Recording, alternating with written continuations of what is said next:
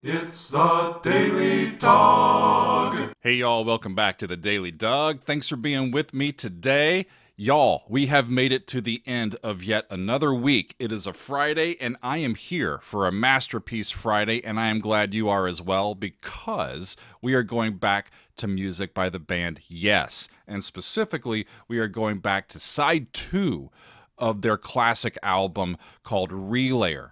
And the first thing that I want to start with, y'all, since it is a Friday, is cocktail time. So I have a bottle of cachaça that has been sent to us all the way from Brazil by our friend Marcos. And I have never had a liqueur that tastes like this. This is really fascinating stuff. So I am very thankful to Marcos for sending this to us. I have poured a drink. My ice has melted. But this particular little cocktail, I did some sugar, I did some lime juice, and some ginger ale, and some cachaça. So cheers, everybody.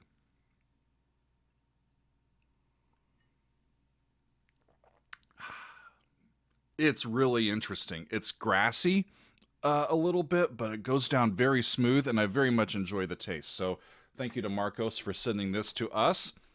All right, let's dive in. The first thing that I want to do after having a cocktail is to talk to my friend Tony Romero to introduce these songs to us. Tony is a friend of mine who contacted me shortly after I started doing these reaction videos. He is with House of Prog, and his internet show is DJ Tony Live. And I've appeared on his show a few times, and he was like, dude, if you're doing Yes, you got to do Relayer, and I want to talk to you about these songs. And so here is my conversation from earlier this week with our friend Tony Romero. All right, y'all. We are joined, thankfully, by a good friend of the channel. He was on the bandwagon in the early days. It is Tony Romero from the House of Prog, DJ Tony Live. Welcome to the channel, Tony. Thanks, Doug. Thanks for having me. It is good to see you. How are things?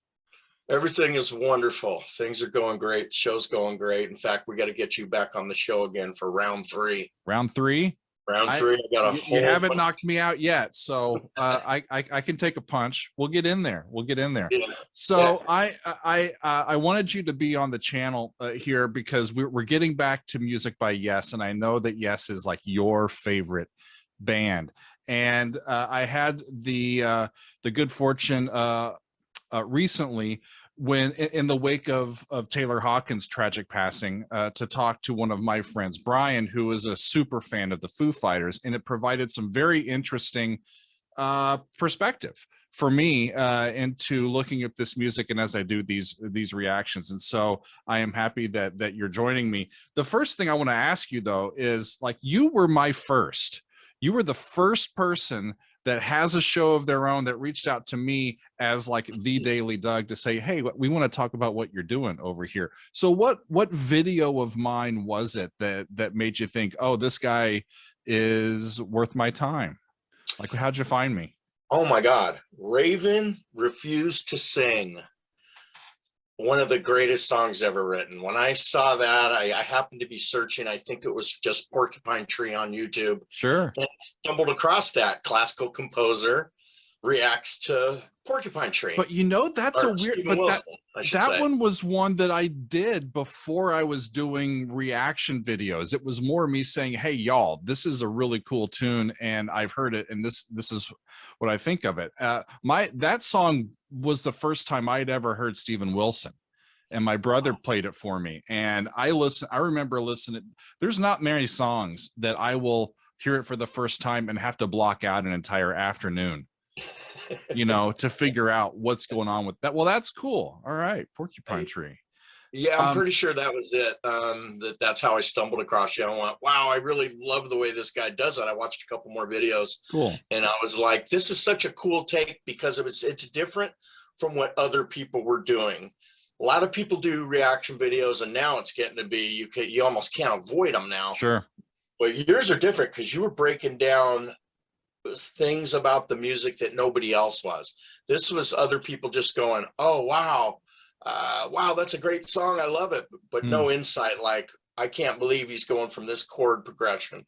How did he get back to one and stuff like that? That's where you stood out so much different. And my thought was, man, I got to get this guy on the show. I'm glad you did. Yeah. We've what actually, while we're on the topic, tell us about your show. Oh, DJ Tony Live, hosted by House of Prog. Saturdays at 1 p.m. Eastern, 10 a.m. Pacific time, 6 p.m. UK, 7 p.m. Central European time. I've said that a few times, haven't I? Wow. Yeah, I've had the great fortune. You go for like a couple hours, right? 2 or 3 hours? 3 hours, and I usually start the show with something new or different, or some kind of feature every week, whether it be my album of the week, or one of my favorite bands of all time, or I may just go, you know what, I'm going to go old school prog here for an hour, and then from there I usually focus on independent progressive music from there. Cool.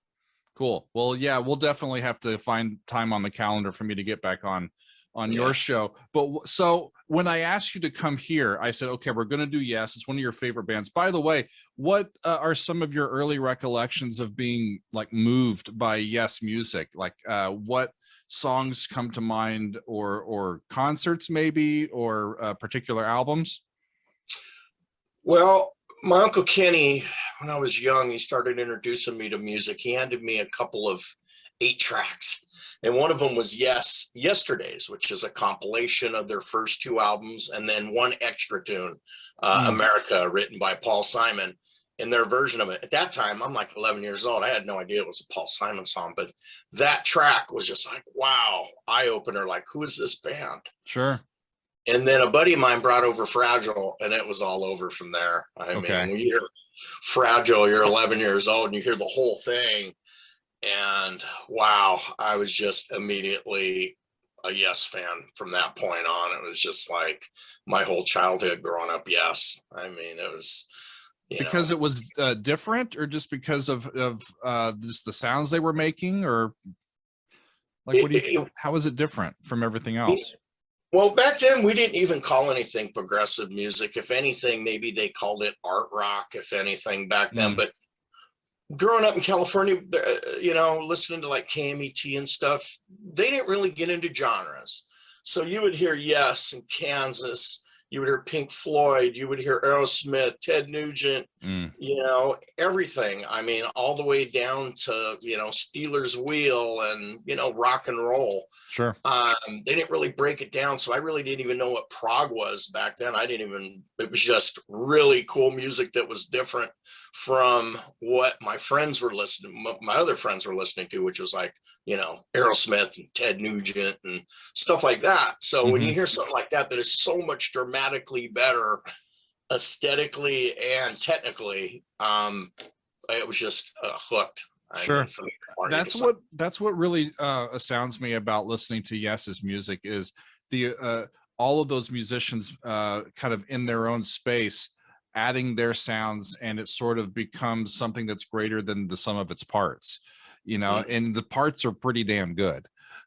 So I asked you here, and I gave you a few options. So I have a list of stuff that's like on my list that I haven't done yet, and I had 3 or 4 options from Yes, from their discography and from their catalog, that I said, okay, pick from some of these. And you said, how about option number 85? So you went out the side door and you countered my options with side 2 of Relayer, including Sound Chaser and To Be Over. There's 2 songs, right? So what made you go that route? Well, first off, it's my favorite Yes album. And when I heard it for the first time, I mean, I was probably 15, maybe, when I first heard it. A buddy of mine brought it over, and, in San Diego, we, it's a lot of pretty diverse music we listened to, but I had heard everything up to I had like Going for the One. I had Tales of Topographic Oceans. I had almost all their albums already, but this was different. As soon as he put that needle down and you're hearing the opening excerpts from Gates of Delirium. Gates of Delirium, which I have put on the channel, right? So Right. I have heard that one. It's an overwhelming piece. Oh my God, but it's so different. And it was such a departure from anything else we had ever heard on any music level. Listening to that whole song with all the changes and the power and the battle, you can hear the battle cries in this song. You can hear, but the cool thing though, is Patrick Moraz. And he added such a different flavor than Rick Wakeman. Don't get me wrong, I love Rick Wakeman, but Patrick added he added that jazz flair. He added so many jazzy, crazy riffs and different tone. Okay. The keyboards, he used, it was a whole different tone and it made a whole different vibe. But for some reason, that's some of my favorite interactions between like Alan White and Chris. Some between that and Topographic Oceans, I think those are my favorite interactions between them two. And them two were so cohesive, and Alan White went so underrated. But you listen to him on Relayer and you listen to these parts, and Alan White is by far one of the greatest drummers of all time. But getting into flipping it over to side 2 though. Yeah, that's what we're going to listen to. So I've got Sound Chaser. So what should I be looking for from Sound Chaser? Don't give too much away, but just talk about the pieces. Well, Sound Chaser again starts off with some jazzy riffs, and then it's the whole tonality of it's just so much different from the Yes we've heard over the years. But then it goes into some really abstract, some really fast, heavy jazz, fusion, progressive stuff. There's 3 sections to the song, and then the middle it goes into some Chris Squire like steel guitar stuff, which is super cool. But the ending just explodes, and it goes into so many different rhythm changes, time signature changes, and tempo changes. And it's like being on psychedelics. It really is. And when you hear the way they slow time down and then speed it back up, is unmatched. You just can't match this. That's quite a feat. And good music can do that and just sort of suspend time. I've talked a little bit about that in other episodes. So that's about a 9-minute song, and then To Be Over is also about a 9-minute song. So that one concludes the album. An album with only 3 tunes. I mean, that's Topographic Oceans only got 4. And it's a double album, right? Right. I still and side 4 of TFTO was one of the options that I gave you. I still need to get to that one. Yeah. But then you get into To Be Over, and what it does is it kind of, there's several points in Relayer where they bring you up and you're listening and it just gets so intense, and then they calm you down like at the end of Gates of Delirium, where they go into Soon and John's voice just calms you down and it brings you down. To Be Over starts off with this beautiful Steve Howe riff, and then some just beautiful Patrick Moraz work, and then it's a really soft song. It's a little heavier towards the middle, but then it brings you down. It's a perfect way to bring you down from all these crazy rhythm changes and tempo changes, and just a crazy intense album. And To Be Over will bring you down at the end of all that. And there is just some gorgeous riffs on To Be Over. It's one of my favorite all-time Yes songs. It's just a beautiful tune. Just gorgeous. I'm looking forward to, so this, by listening to these 2 pieces, I will have now reacted and listened to the entire album. So I haven't heard these yet, and I'm looking forward to it. We're recording this a little earlier in the week, and so this will be our Friday episode, and can't wait. It's going to be a lot of fun. I hope you enjoy it. Thank you for hanging out and talking a little bit about this, Tony. And everybody can check out DJ Tony live on House of Prog on Saturdays. Is it houseofprog.com? Houseofprog.com. Yes, sir. Awesome. Well, I'll be listening. I'll try to pop into the chat room when I can. And I can't wait to be back among you and your listeners. So thanks very much for being with us. Hey, make sure and have a nice glass of brandy or whatever your choice is, and whatever you might be smoking. And you never know what might happen. It's going to be a fun episode, and I appreciate you being here. All right, brother. Appreciate you, man. Appreciate it. Thanks. Peace. See ya. Thank you very much, Tony. I appreciate it. I think we are about ready to dive into this. So, Relayer, y'all. This is the 7th studio album by Yes. It was released in 1974.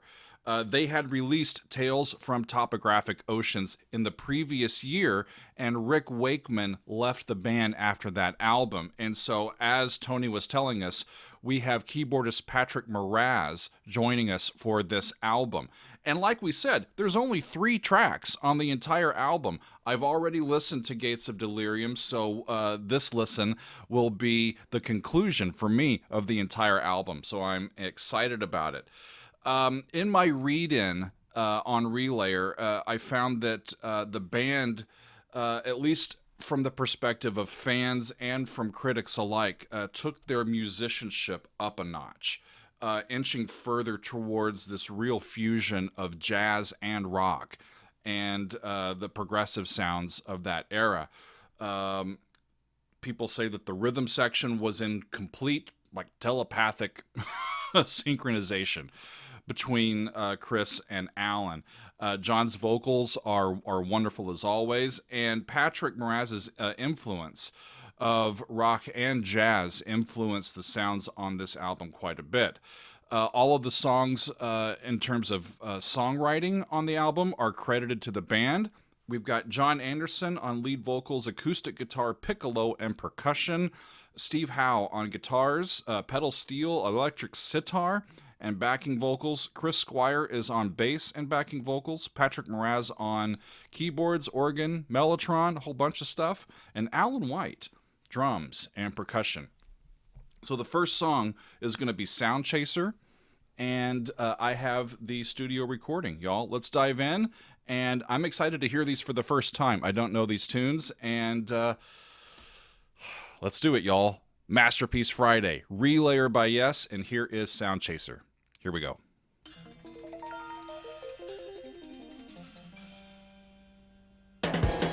What?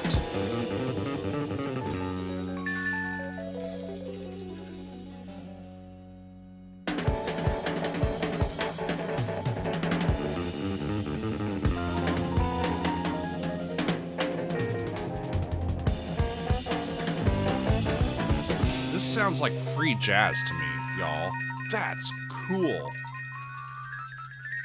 On a Fender Rhodes?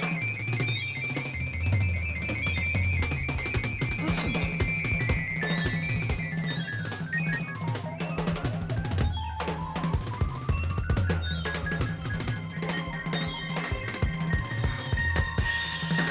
Strings come in.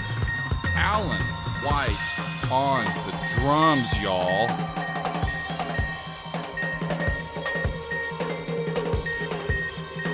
Man, that sounds incredible.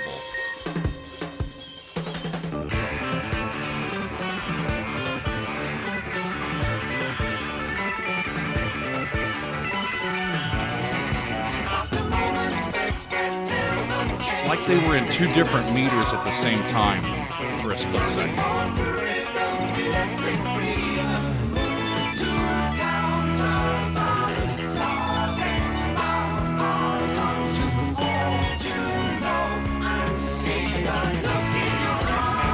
I have absolutely no idea tonally what they are doing, but I like it.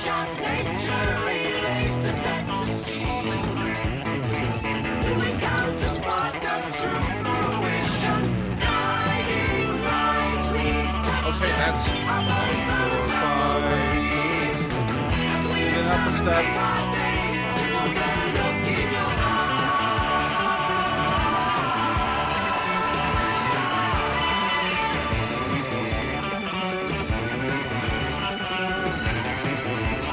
The fast notes, hang on a second. The fast notes that you hear through the guitar and the bass are are just ecstatic and just full of kinetic energy, and then you get that little strings that come over the top of it. It's compositionally important to me. I find it works very well if you're going to do stuff that's really rhythmic and kind of disparate, to have those sustaining tones somewhere in the texture that can help keep things approachable to us and contextualize things a little bit. This is unreal, y'all. Off we go. And that sounds like a dominant seventh chord.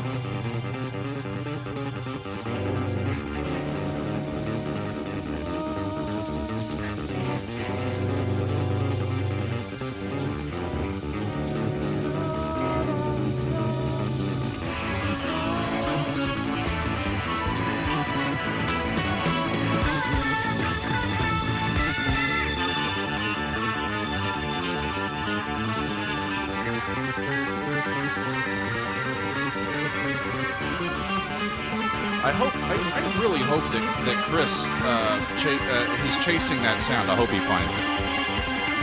That's amazing.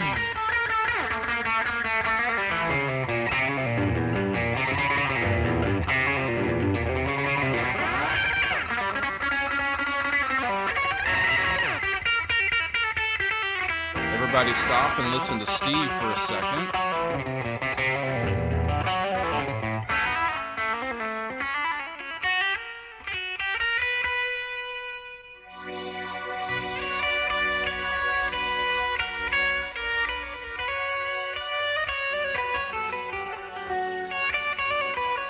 It's not often that I don't have much to say, y'all.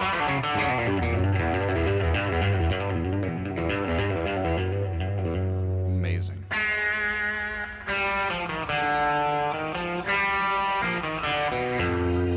Whoa. This is atonal almost. It's kind of all over the place.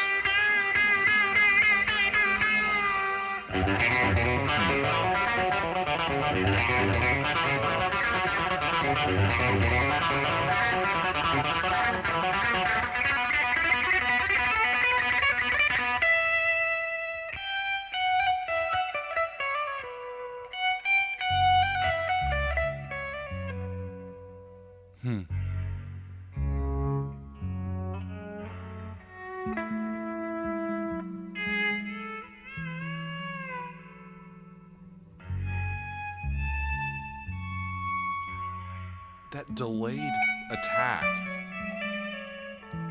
is such a yes sound, and to me, I hear it in almost every yes tune that I've heard.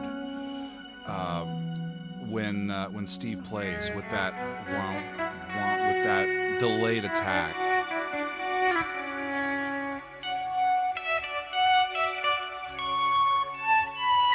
With the complexity of what they're doing harmonically, it sort of soothes those hard edges a little bit.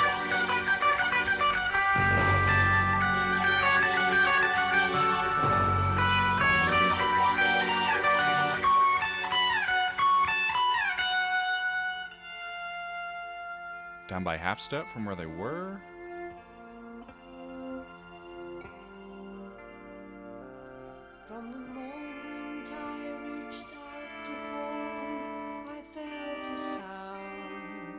From the moment I reached out to hold, I felt a sound.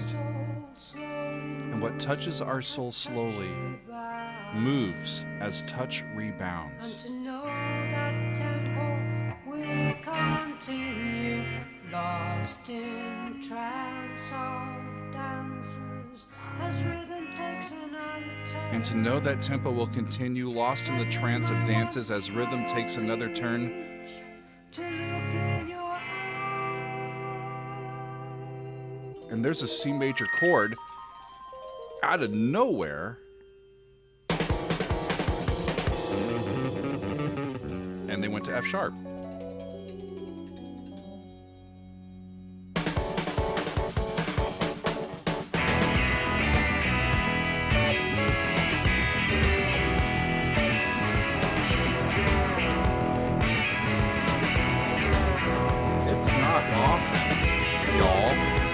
I'm this far into a song and I'm not like head bopping. It's just a mature piece of real fusion. It's just ear candy.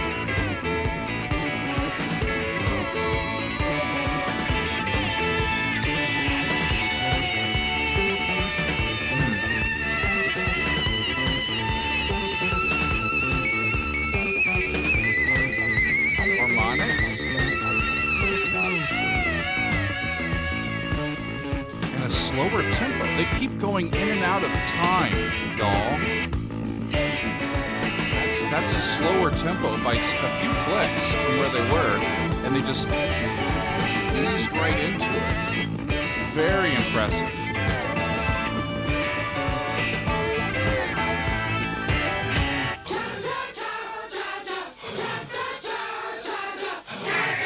All right, y'all, it's time to do the cha-cha.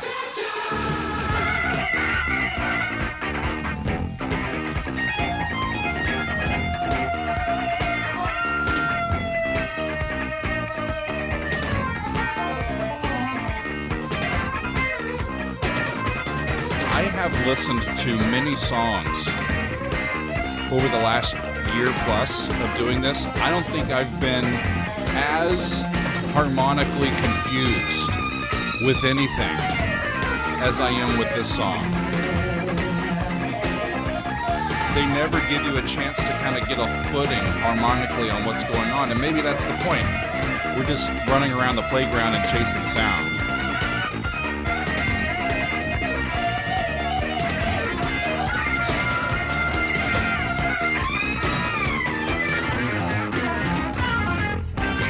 And as soon as I want to start dancing, they change it up.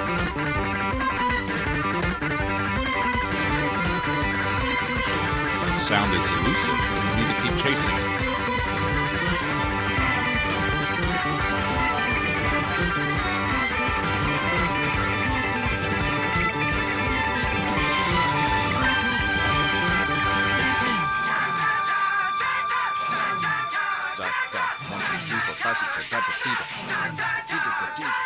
That's a 7?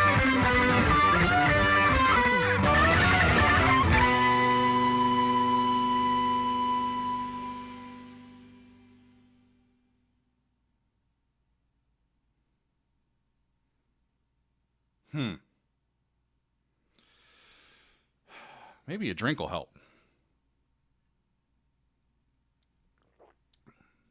That's incredible, y'all. Really is. I'm going to take my headphones off for a second before we get to Be Over. Wow. I read that the introduction was composed by Patrick Moraz, like during his audition. They came to him and said, hey, here's some stuff that we have, some beginning work on Sound Chaser. And they said, can you come up with an intro? And he kind of worked it out and taught it to him, and they recorded it, and it ended up on the record. Absolutely amazing. And he played it on a Fender Rhodes, which is cool. I love the Fender Rhodes. And I'm looking at the lyrics of this, and in the past I've tried to treat the lyrics with yes equally to all the music that they were doing, but in this instance I think the music is way at the forefront and the lyrics are kind of an afterthought. They're it's almost just like words to be there to set the scene, and I'm not really sure what it means. I've tried to interpret some of John's lyrics before, but this one I really don't know what he's talking about. If y'all have ideas, let me know, because it's a little bit obtuse. In this second section, guiding lines, we touch them, our bodies balance out the waves as we accelerate our days to look in your eyes. Sounds good, John. I really liked, I think it was a Moog or a mini Moog solo there towards the end. Really fascinating stuff. It's not something that, to me, it's something that I would listen to be bowled over, to be just ecstatic in the sound, to revel in it, instead of just kind of casually listening to something. It's one that demands your attention. And I can't wait to hear it again. But, excuse me. But we're going to keep going and finish out the album, y'all. This is going to be To Be Over, and it goes like this. Here we go.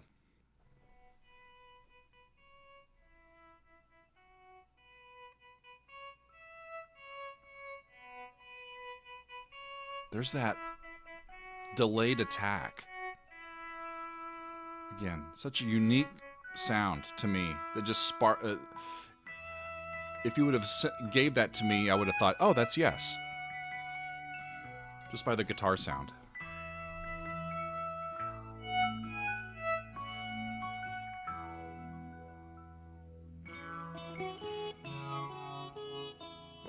There's that sitar.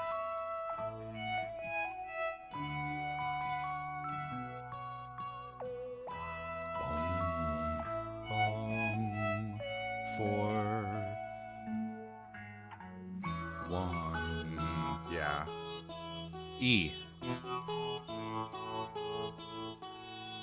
Think.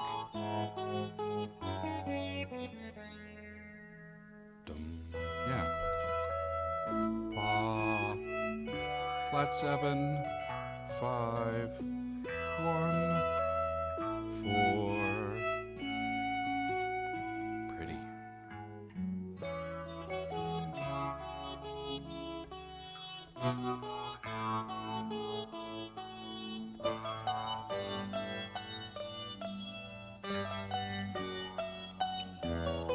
It's a nice break from the chaotic pace of the last one.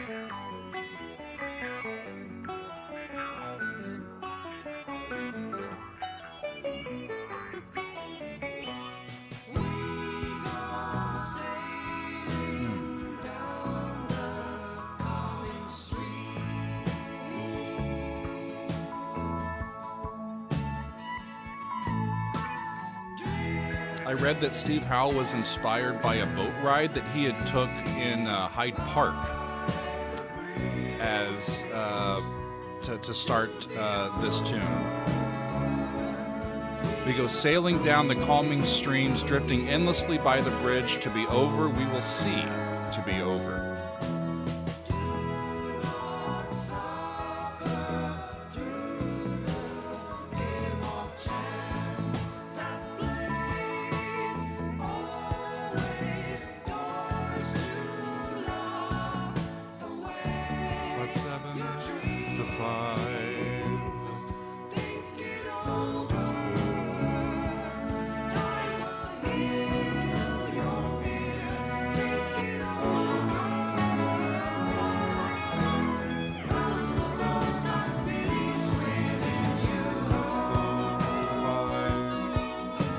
More tonal, this one, for sure.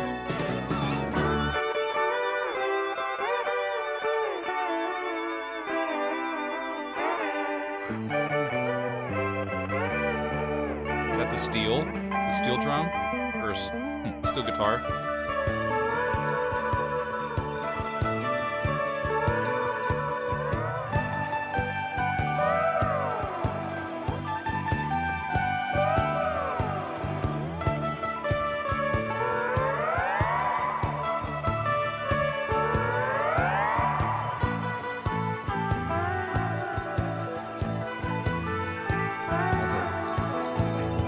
Amazing. The atmosphere that they get on their tunes.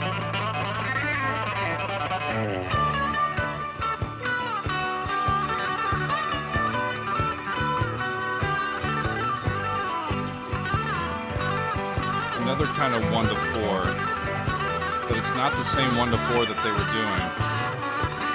Different key.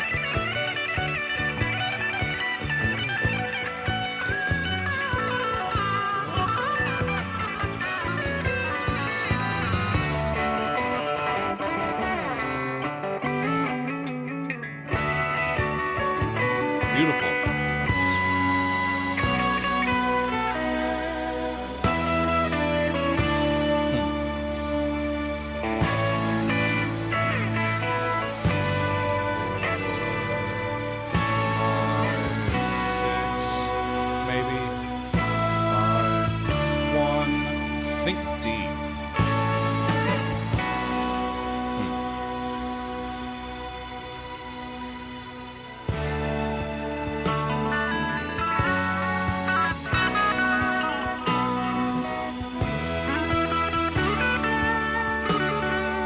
Gates is such a monstrous track, and Sound Chaser is Sound Chaser.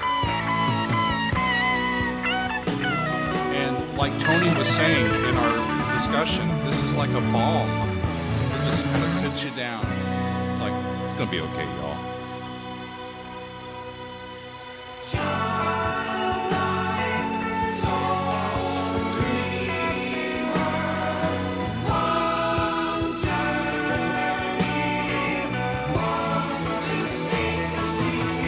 Childlike soul dreamer, one journey, one to seek and see in every light, do open true pathways away.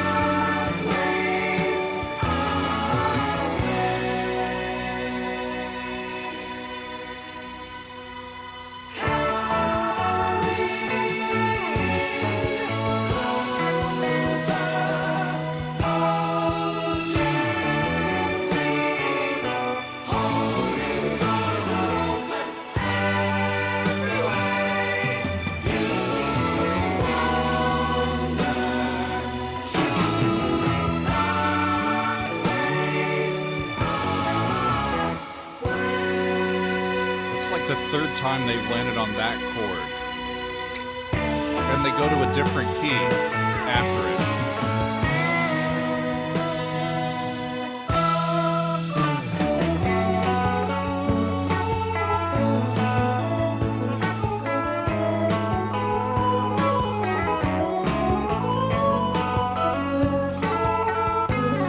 I mean, it's interesting to hear the riffs that Patrick comes up with, as opposed to the types of things that Rick Wakeman played.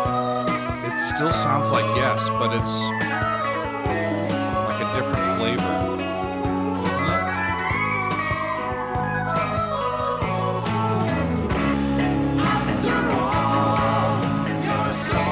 still surrender. After all,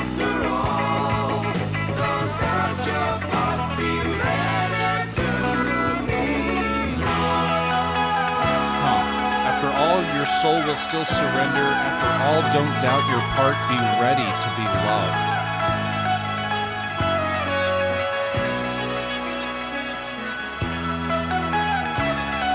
So we're coming towards the culmination of the entire album. I'm curious to see how they finish it out.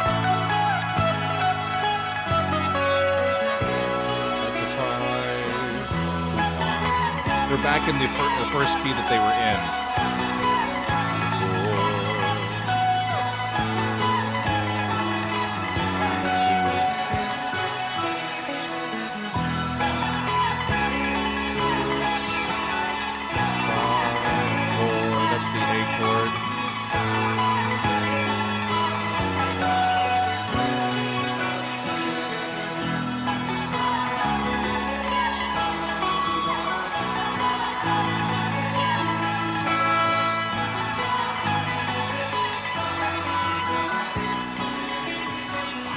What are they singing? What are they saying? It's almost like a madrigal, but I can't make out the syllables.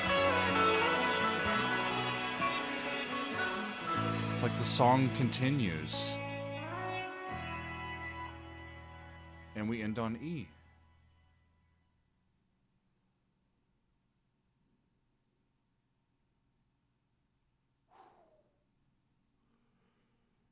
I'm actually very happy that I didn't try to do the entire album of this in one sitting, because I don't know how wrecked I would have been after that whole experience. This one is pretty profound, y'all. I don't know of any other band like this that has sounds like that. It's really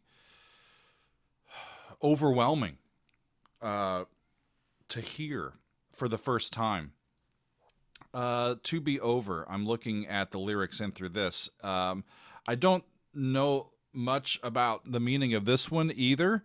Although I do think that in general it's an encouragement to us to shed your inhibitions, to find peace amid the game of chance that is your life. Do not suffer through the game of chance that plays always doors to lock away your dreams. Okay? There's going to be doors that are always going to be locked, even in the face of your dreams. Don't suffer through that. Don't let the doors that lock stay that way. Maybe. Work to hold them open instead. And then at the end here, after all your soul, after everything, after all, your soul will still surrender. After all, don't doubt your part. Be ready to be loved. In the end, maybe your soul, you'll know if you were true to yourself, and the love you receive in turn will be true and lasting, because it's rooted in your own honesty and humility and your own truth. Be true to yourself, I think, is what it means. If y'all have a different interpretation, I would love to hear it. But I get into trouble a little bit if I try to look too deeply into the specifics of lyrics that John Anderson is involved with. But the music that comes from this band, the sounds that they make, are glorious, complicated, singular, overwhelming, and just pretty damn cool, if you ask me. Wow, a masterpiece, absolutely. Relayer, it's Tony's favorite album. I don't know if it's mine. I've heard some other Yes stuff, and I'll have to come back to that. But man, this was fun. I'm glad that y'all have been here, and thanks for hanging out with me. I have some more cachaça to drink, so cheers, everybody.